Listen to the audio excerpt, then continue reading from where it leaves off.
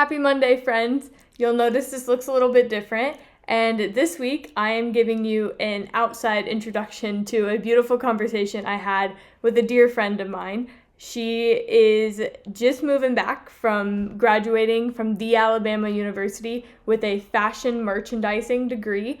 You'll get to hear all about that, as well as just get to know the essence of Matalie Wallin, which is a beautiful soul inside and out.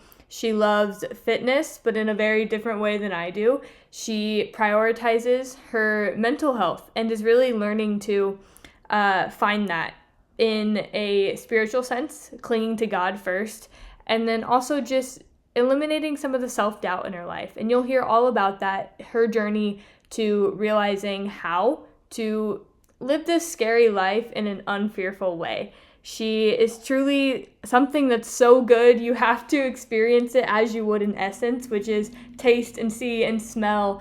And there's nothing fake about her. It is all real, all genuine. She is a beautiful person, and I'm excited that we had such a good conversation. It covers 2 weeks, which is perfect because, as you can see, the wall is blank because I am moving, which means the studio goes with me. And by studio, I mean the blank wall with my flag and canvases hanging onto it, which in a few weeks we'll pick up with just a different blank wall with my flag and canvases hanging on it. But until then, enjoy part 1 and then next week part 2 of my conversation with a beautiful person who loves Jesus and is learning to love me after I got to reintroduce myself to her. So without further ado, Matalie Wallin.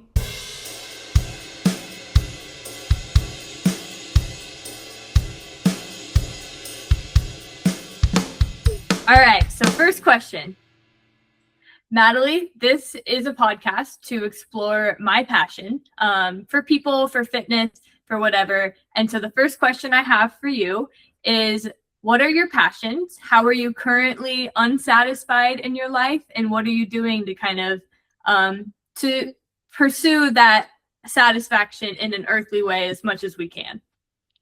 So, well, thanks for having me. I would say I'm really passionate about just being right now, like in this moment in my life, I'm really passionate about savoring the moment and really trying to dig in and say, we are here now.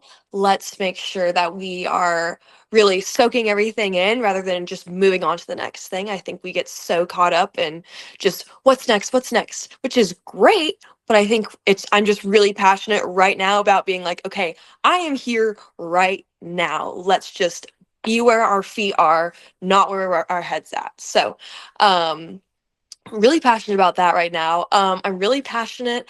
I've talked to you extensively about Pilates and how much I love it. And I just moved away from my studio, so I'm really sad. And that's a new routine that I'm trying to like kind of get into is like, how do I, how do I change my workouts to be reminiscent of what I like fell in love with without having the equipment, without having the community. So that's been kind of different as well.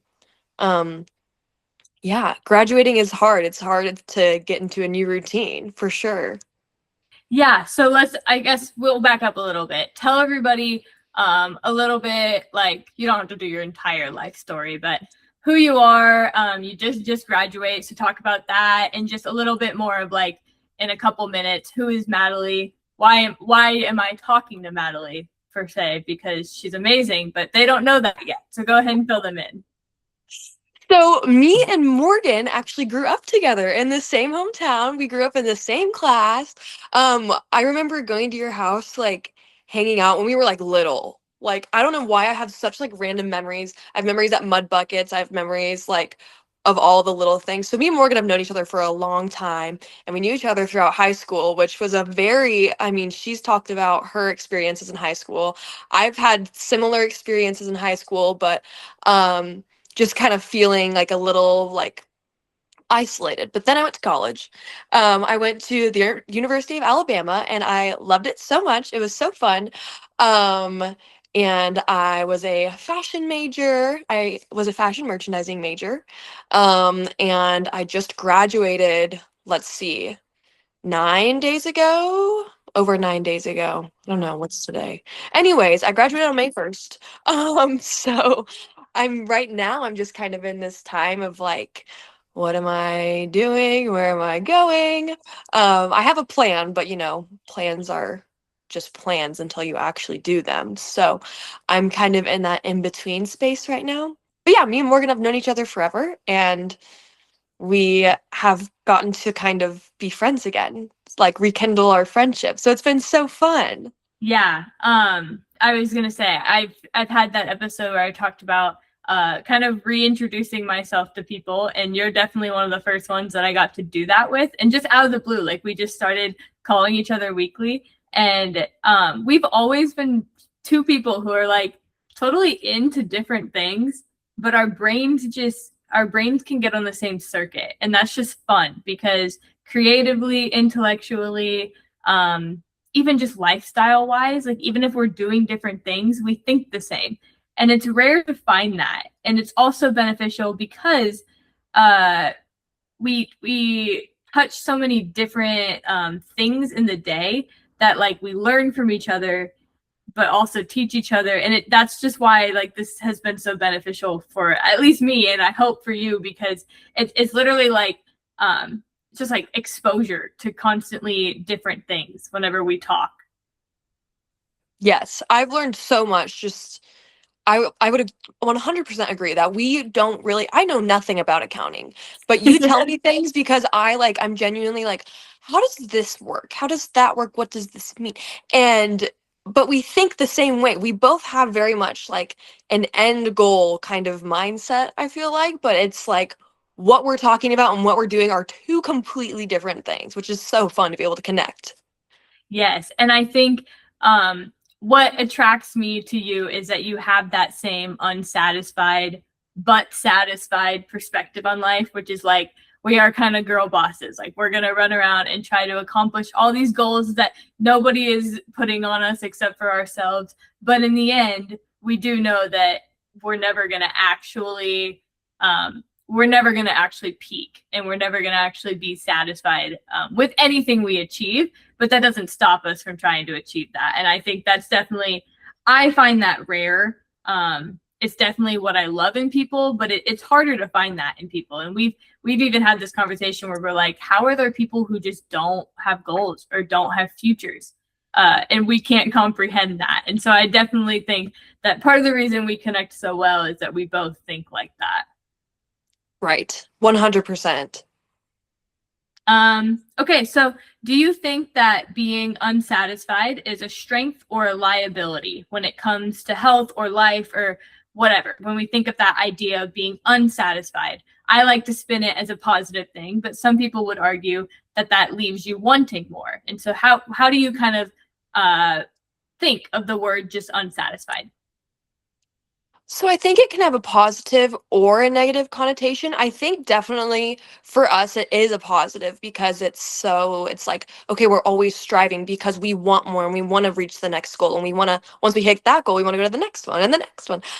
So I think in that kind of regard it's a very positive connotation, but I think unsatisfied does get a negative rep because people are, there's a lot of people who are okay with, okay, once I get here, we're gonna be good and it's gonna be fine. And that's true. You know, you have to be a little bit unsatisfied in order to grow. I think unsatisfaction and growth are kind of in the same realm, which is hard to understand sometimes because growth sounds more positive than being unsatisfied, but it's kind of interchangeable. I do think it can be a negative thing when you can't ever sit where you've grown and really look back at where you come from. When you can't look at back from where you've came from, I think that's when it becomes an issue and it becomes kind of a negative rather than a positive to see, look how far I've come rather than look how much farther I have to go. So it's all about mindset, I think, and just kind of perspective on where you've been, where you're going, and where you're at right now. Um, yeah. Yeah, well, that's a really good way of putting it, because like everybody can look backwards at a past version of themselves. And I mean, it's possible that you could have downgraded, but most people would have improved in some aspects. And so it's a really good way of looking at it. Is like, honestly, because we avoid looking backwards, but if you look backwards, odds are you're going to find something positive. So yeah, I think that's a really, really good way of breaking that down. Uh, what is a version of yourself that you're chasing physically or mentally, and why haven't you caught up to them yet? Oh man. Physically, definitely my eating habits, I have a sweet tooth. I will never be able to not like have a bowl of ice cream or like have a cookie. I'll never be the one that's like, no, I can't have that. And while that's unfortunate, it's also like, oh, well, like this is a joy of life. I'm gonna have it. So physically, I'll probably never be exactly where I want to be just from that regard of like, hey, you don't need another cookie. But mentally, somewhere I'm always going to be chasing is just, you know, it's really hard not to have self-doubt. You know, self-doubt is one of those things that's just always kind of there. I feel like especially, you know, like I'm 22. I say I'm in my 20s, but really I've just like barely started life. We have just barely started life. So that feeling of self-doubt is just kind of always there. So being able to be mentally sure of myself is definitely something I'm always, always kind of striving toward. And will I ever be 100% sure of what I'm doing? Probably not. But just being able to be a little bit more confident in myself and knowing that, okay, like this is the direction that we're going. Let's just go with it instead of worrying about X, Y, and Z. I think that's the place I'm really trying to um, chase and just strive towards as far as, you know, it goes mentally. Yeah, I think that's really good because when we are such internal thinkers, introspective people, it's almost like we don't care what the external opinions are. We only care about our own opinions. But the irony of that is that the people who are the most introspective are also usually the people who are the best at negative self-talk. And so even though we don't care what anybody else thinks, we only care about the biggest critic's thoughts, and that is ourself. And so, yeah, I definitely struggle with self doubt, and I feel like sometimes I just try to almost like preach it out of myself, but it doesn't always work. And so I think that's a constantly improving thing, but yeah, I think that's a big thing. Once you are more aware of it, you're already going to be better at suppressing it. So yeah, I think that's good. I love that answer. Okay, so you got a fashion degree. What are you getting ready to do now that you're out of college, figuring it all out? Yeah, so I was really, really fortunate. I interned all spring with a company that does custom suits. So they all spring, all I did was make cold calls and call clients and say, "Hey, we haven't seen you in a little bit. Can I come and show you our new collection sometime?" And there was a lot of no's and a lot of yeses and a lot of maybe let me check my calendars and that sort of thing.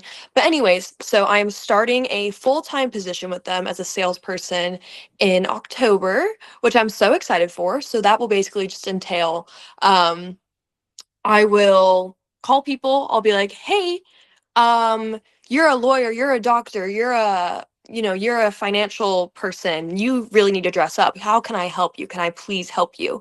I'll go to their office. I'll say, "Hey, here, you would look good in this, this, and this. Can I get it for you?" And they say, "Yes." Um, and then it's just kind of like a delivery styling service. Um, and it's kind of cool. It's a sales role and you're working in an office, but it's pretty much what you make of it. So like, hey, if I want to make lookbooks for all my clients, I can do that. If I don't want to um show my client this look from the season, I don't have to because I'm the person selling it and I'm the person styling. So there's a lot of freedom with it and I'm really, really excited for it. I'm actually doing a summer internship as well so that I can just kind of do some more things before October. So I'm going to go intern with the Buckle. And if you're from Nebraska, we all know the buckle. And if you don't know the buckle, then you're lying. We all know the buckle if you're from Nebraska. Yeah. Um, so I'm so excited. I get to go work in their corporate office as like a buyer. Um, and I'm super stoked because I did that last summer in Dallas as well. And I really liked it, but I'm really excited to do it with a different company and kind of see what they have to offer. So lots of great things going on. Yeah, what I love about like what you just said is like you are doing a sales job, but the way that you personalize it is so it makes it feel so much more intentional. And you're good at it. Like I picked out that wedding dress after you told me like I told you what I hated about dresses and you told me like, "Oh, get this neckline, get this." And I was like, "Okay." I went and googled that and I found one. And I was like, "Oh my gosh, it's perfect." So for anybody wondering if you're good at it, she is. It works out.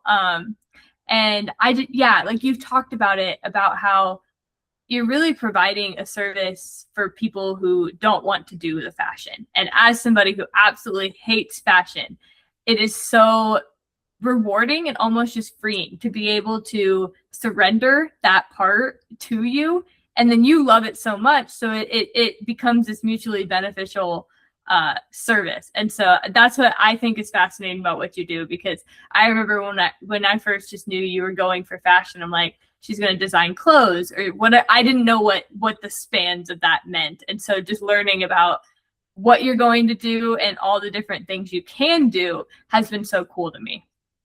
Yeah, thanks. It's honestly earlier I thought of like a little like analogy, not an analogy, but kind of a comparison. I was like, okay, how can I compare my degree and what I've learned with like something a little more digestible? So like, okay, just think of like a grocery store. Yeah. Okay.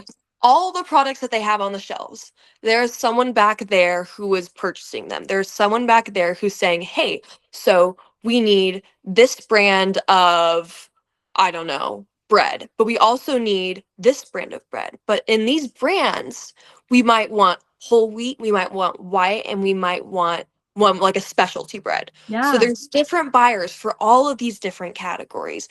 And then you can also go into like specialties. So like sometimes of the year like pineapples aren't good or like bananas. So you can look at it like fruit too. Like, okay, Yeah. there's specialty seasons. So, in the summer you're only going to be buying this type of thing. So that's kind of what a buyer does, in general, but especially like you can apply it to almost anything. You can apply it to like a grocery store, you can apply it to like a lumber yard.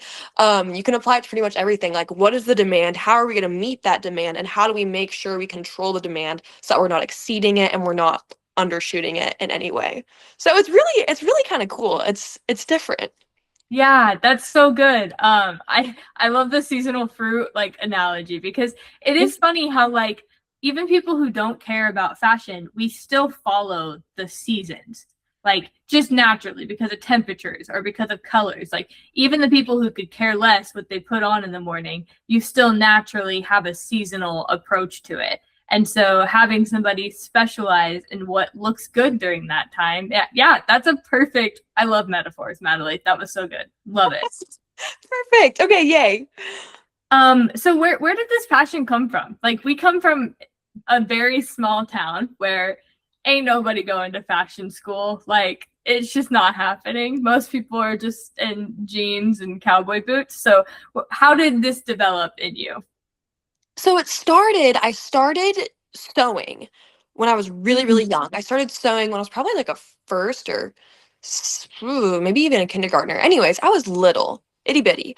So I'm sewing for 4-H, loved 4-H, loved to sew for 4-H, and it just kind of blossomed from there. I mean, I never, and it's crazy because I never even really liked clothes. I didn't really like to dress cute. I didn't really like to dress a certain way, but I really liked creating clothes and I really liked just kind of that aspect of it. And then the fashion part kind of followed. I'm like, oh my gosh, how cool is it that I get to create these things that make people feel a certain way or make people look a certain way? Like that's really, really powerful just for yourself to be able to see that. And then like my biggest inspiration, my mom just loved fashion. She was the biggest fashionista. She loved it so much. So it all just kind of blossomed together. And then in high school, I kind of realized I'm like, man, I've been sewing my whole life because I like to make clothes. now I'm getting really interested. I love to watch fashion. I love to just see it. Like, this is just kind of the perfect, most like natural pathway to go into. I understand how they're made, why they're made, and how they make people feel. So really, this is kind of the perfect avenue for me. Yeah, I love that. I remember when you used to do 4-H and sew clothes together, which is just fun how it can start that early. Also, another thing I just thought of as you were talking is like the because we said we don't really care about the external opinions for others, and so I think a lot of people, and I would have been this person before knowing somebody like you, where I would have thought people who dress nice, people who are picking out cute clothes, they're worried about the external opinions.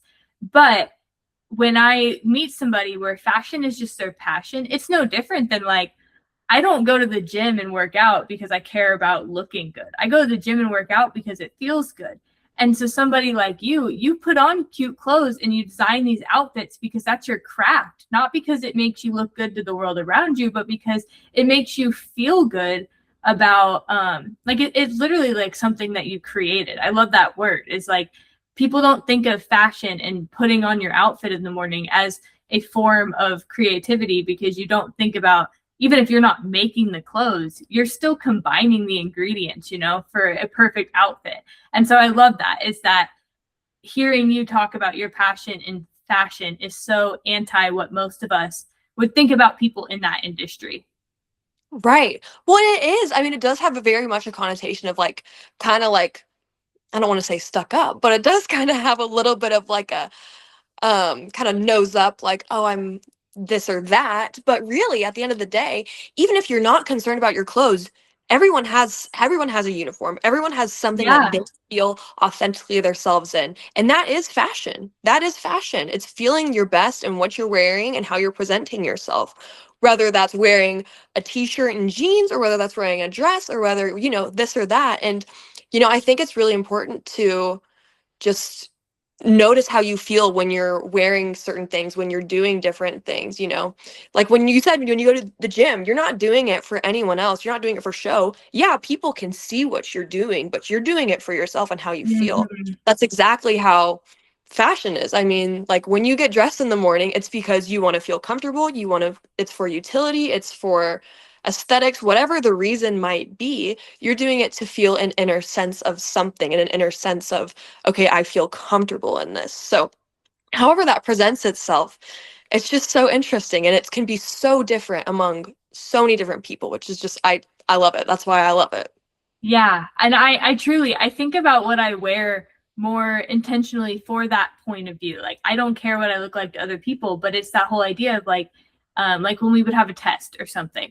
I needed to be slightly more dressed up that day because you Yeah. become what you're wearing. It helps you tap into different mindsets. And so I do. After becoming a better friend with you and learning more about the that side of it, you realize how much clothes really do impact your day. And the reality is that your job is not going anywhere because everybody has to wear clothes. And so you can't eliminate the fashion industry or any part of that sort of job. So, and then I love what you're doing, which is like even a little bit like you're almost like, I don't know what the word is, like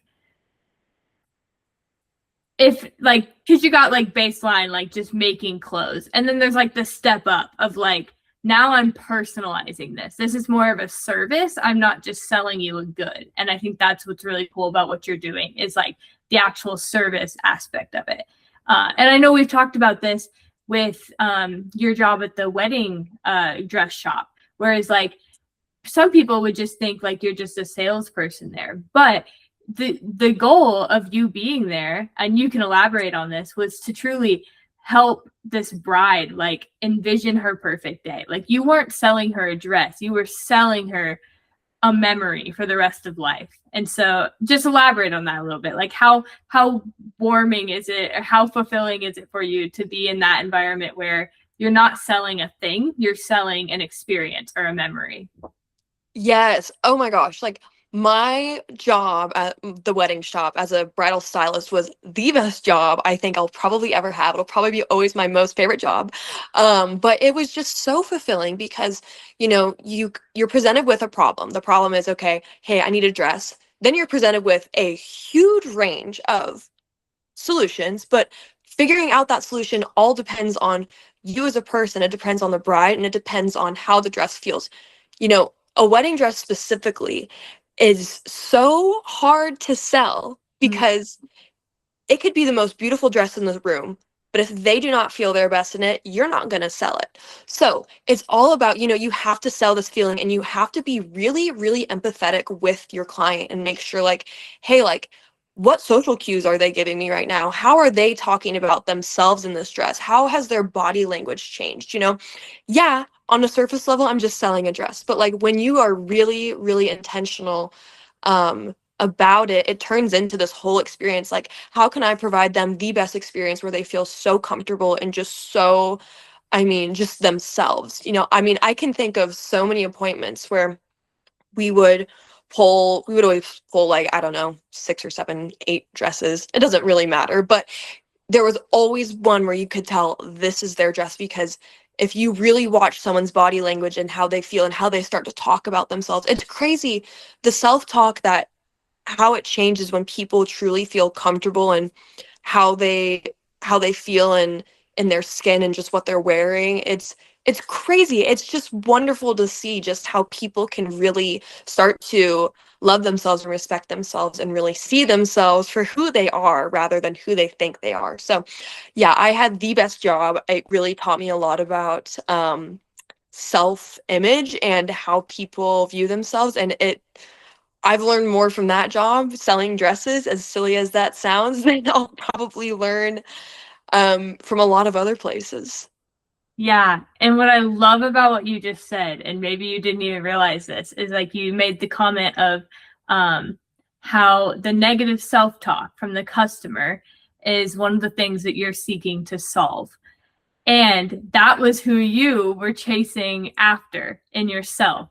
And what I love about that is that your job of helping people eliminate that self talk is literally also a self application of what you want to achieve in yourself. And I think that's the easiest way to reach that part of ourselves that we're unsatisfied with is to honestly seek it out on other people or help other people facilitate that. Because if you can help others, you can help yourself. So I love that because everything you just said already embodied that you are truly chasing after a better 2.0 version of yourself.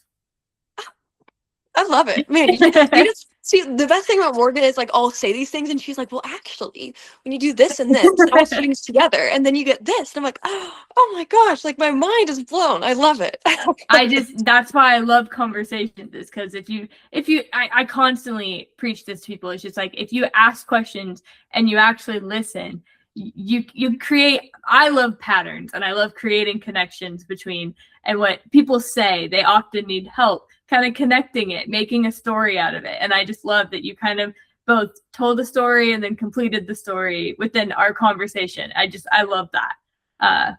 Yeah. All right. What else we got? Who inspires you? Family, celebrity, in any aspect of life. Do you have any people who inspire you? Yes. So my mom is my biggest inspiration. Mm, And for those of you who don't know, my mom passed away when I was a freshman in college. So going into my freshman year, she passed away. And that has been obviously the hardest point of my life and also the point of like the most transformation in my life as well. She, like we kind of talked about a little bit earlier, like she inspired kind of like why do I love fashion? Well, it's because of her, because she always just mm, looks so cute. For like just a quick, like, a quicker way of saying that. But no, she just inspires me every day. We still, I think about my mom constantly. Just she was the most kind, joyful person. She had such a conviction to her and her faith. And she embodies everything that I want to be. As I continue to move forward and I continue to grow and learn and make mistakes and, yeah. whatever it might be, like she is truly, in my mind, the most perfect person. and just someone who I love so much, but also who I just desire to be like so much. Mm. She had such a great, she worked out, she was super healthy, which I think is just such a great role model to have, especially in a parent. But she also, like I said, she was so convicted in her faith, and she really truly believed in the goodness of what God had for her and really believed in his plan. And it's something that I am just so grateful, so grateful to have modeled for me my entire life. Just her and how truly and strongly she believed in God's plan. And just, it was just, it's just, I have nothing. I wish she was still here, and I wish that I could still continue to learn from her and continue to grow from her. But she gave me a lifetime of wisdom in the 18 years I had with her. So like Mm. she will truly be someone I always looked up to and always looked towards as I continue to live my life. Yeah. And I also because we grew up together, I was thinking the other day back to, I think it was on Wednesdays or something, maybe in the summer, I don't know, but there was like your mom started like a mini Bible study out of your bedroom, and she would pick us all up Yes. from school, and it was only like five of us, and I remember thinking like those five people, like we're all still doing all right, and it's just fun to look back and say like we just read a little.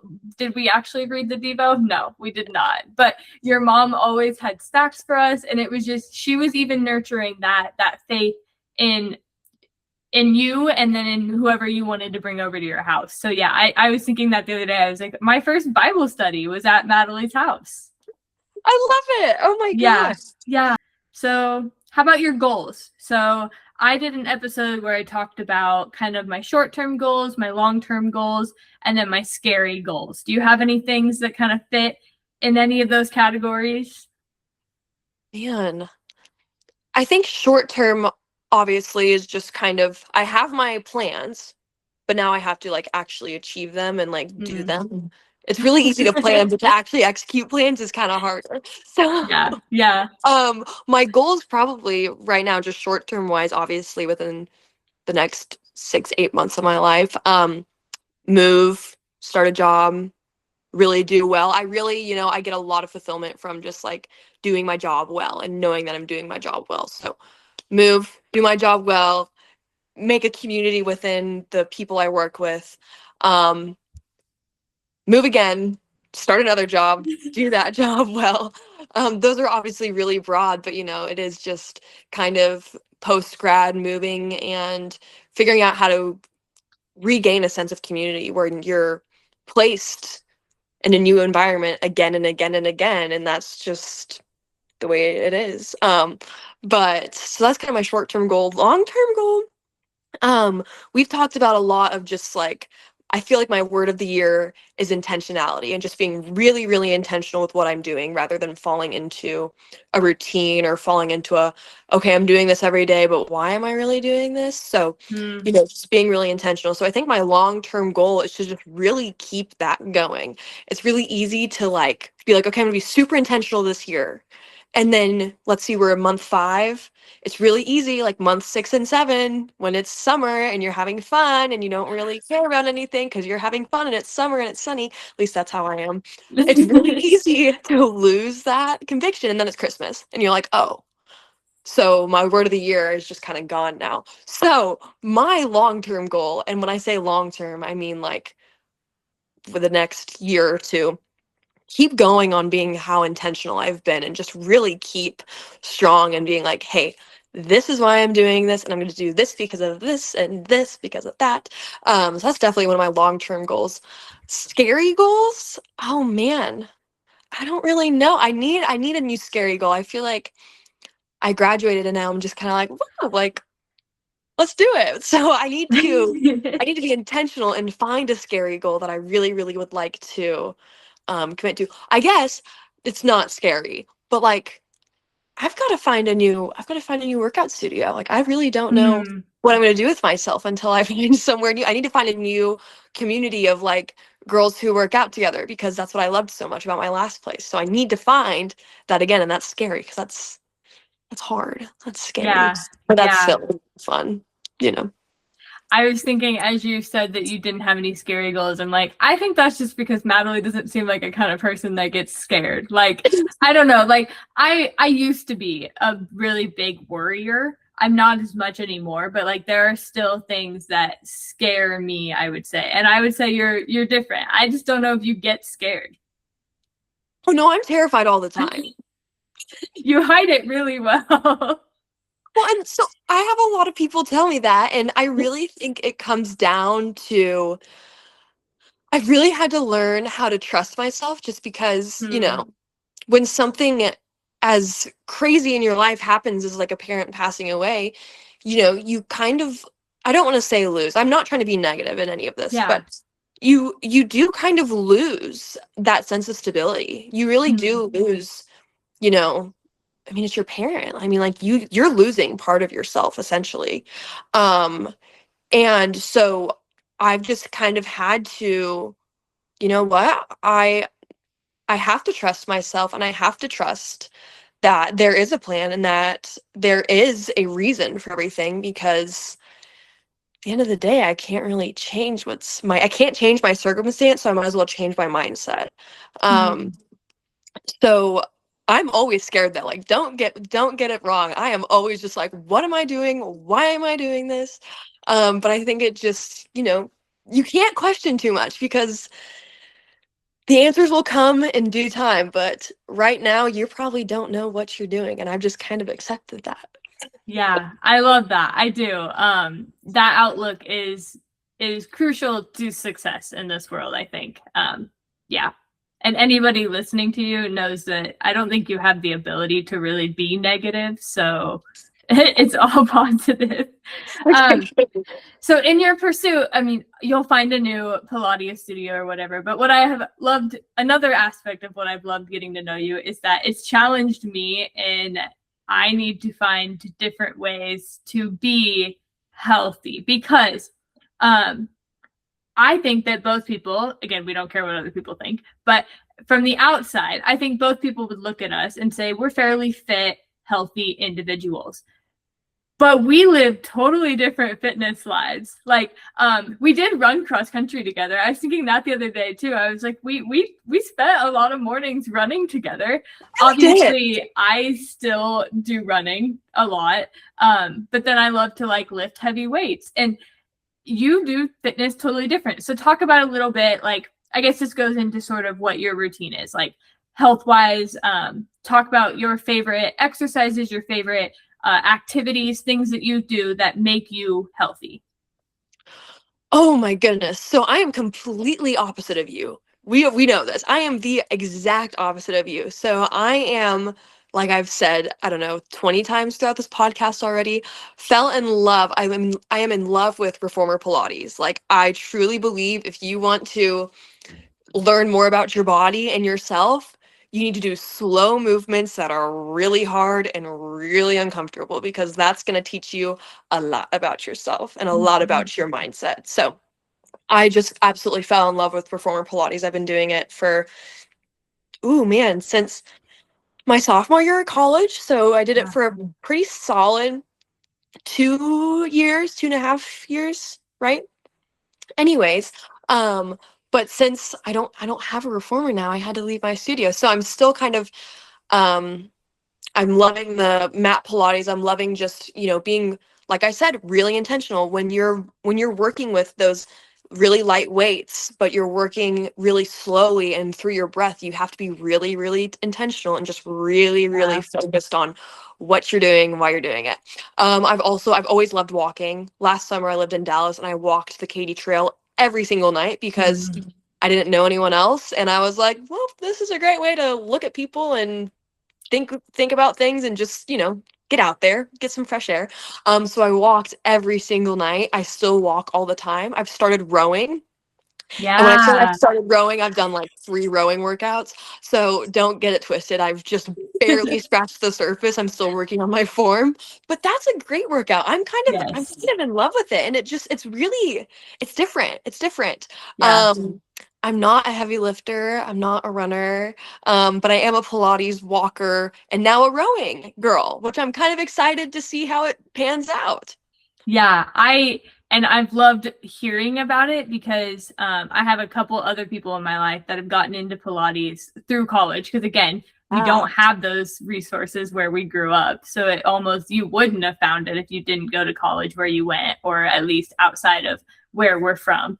And so, but that is the part that's definitely a weakness of mine, is slowing down and breathing through it, and actually like letting the fitness actually have a feeling, not just a outcome kind of. And so I really kind of wrestled with that, like trying to get better at just like, why am I doing the movement I'm doing? Like, yeah, I can go in and bench press a plate, but like, why am I doing that? Because it doesn't really have a purpose anymore. I'm not trying to max out.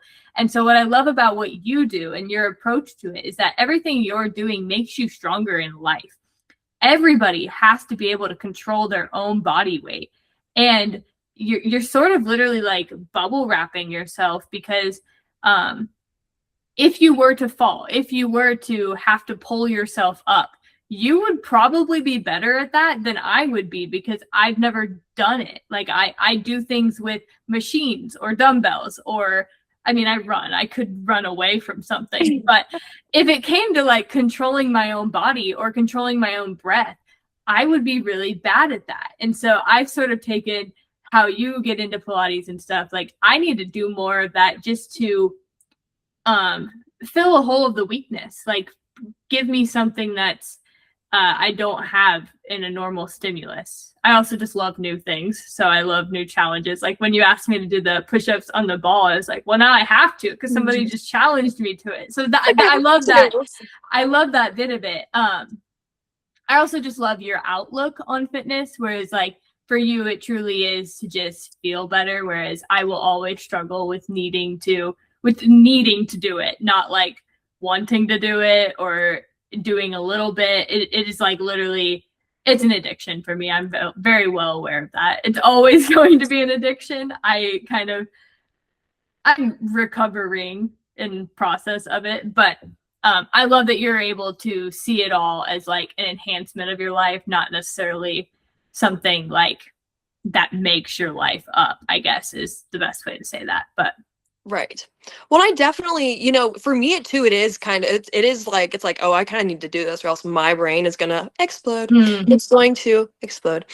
So, but for me, I've watched myself kind of through the phases of the last 4 years, and I'm gonna frame everything in 4 years because I'm fresh out of college. So, like, obviously, I've still got that on the yeah. brain. I've still got that on the brain. But I mean, throughout the last 4 years, I've done so many different things. Like my freshman year, I was I was orange fury. I was running every day. I was like doing like really intense workouts. I hated it. I did it, and I did it because I hated myself. I didn't like myself. I didn't like how I looked. I didn't like any of this. I was trying to shrink myself into a box of like, okay, so I'm struggling. My mom just passed away. I'm at a new school. I don't know anyone. I'm grieving. I'm doing all this. I'm just going to work out as much as I can and as hard as I can to punish myself for feeling these things, to make myself feel nothing, essentially. So for me, it started out as like very much like like kind of an abuse. Like I'm abusing working out. I'm abusing myself. And I kind of stepped away from that. I went and studied abroad, which has nothing to do with fitness, but it has a lot to do with my mental journey with fitness. I went and studied abroad in between my freshman and sophomore year, and just kind of being able to, well, one, I couldn't work out because hey, I'm in a different country. I don't know what I'm doing. But we were walking every day. We were just we were being slow with what we were doing, and we were learning, and we were just kind of seeing like how different life is. And for some reason that really translated into how I treated my body. And so, kind of like my sophomore year is when I got into Pilates, and I was like, wow, like this is like, I don't like this. At first, I really didn't like it. I was like, I don't really know if I like this. And then I finally was like, wait, no, I don't like this because it's forcing me to check myself and to really make myself uncomfortable and to really think about what I'm doing rather than just pushing and pushing and pushing and trying to shrink myself and trying to, put myself in this box. So that's kind of when I've started to fall in love and when I started to really like kind of open up more into myself and learn to respect myself and respect my body for what it is. And from then it just kind of blossomed and bloomed, and now it's an addiction, but it's a healthy addiction because I do genuinely love it, and I do genuinely like it makes me feel so good. Yeah, and it's such a like nobody once you get to be an adult, nobody stretches, nobody allows their bodies to just kind of the positions that I have done one Pilates class, but I have not gone back in a very long time, so I need to go back. But like it's sort of putting you in positions that should be more natural, but it's because we've lived this very luxurious life where they're no longer natural. Like most people can't sit on the floor anymore comfortably. And so what I love about the Pilates structure of things is that it's sort of stretching you, but it's really just putting your body in positions that your body was created to be in. We've just lost the ability. Right, totally. Yeah. And then the community aspect of it, which I lack. I work out alone. I do most things alone. But again, reflecting on even running cross country, which I did in college too, but it wasn't the same. But in high school, I mean, we were together every morning or every day after school for at Yes. least an hour. And just the community aspect of that, that's something that I've lost in my working out. And so I think doing like a group class kind of like that can be beneficial because you're gaining from the community, but then especially where you're going into a season where you're going to be looking for friends in all these new places, it's a very easy way to find people who think and live like you do. Totally. It's also, I mean, it really does force you to put yourself out there. Like it forces Hmm. you to be like, hey, I don't know any of you guys, but I kind of like the same things as you do, so like can we be friends? So um it's just good in so many ways. It's a great, it pushes you, but it also makes things so much easier and so much more comfortable. Yeah, and you're in like a vulnerable state already, like you're sweating, you're breathing hard. Like yeah, like I feel like sweating, that should also be like most people's dating approach is just like get in the look your worst, feel your worst, and if you still like me, that works. And so I think that's another part of like being in it with community. Yes, yes, 100%. I'm going to leave you on a little bit of a cliffhanger, but I hope that you've started to see how Matalie starves the lies, builds her body, fortifies her mind, stays hungry, and next week we'll continue hearing about how Matalie and you guys can continue to stay unsatisfied. See you guys next week.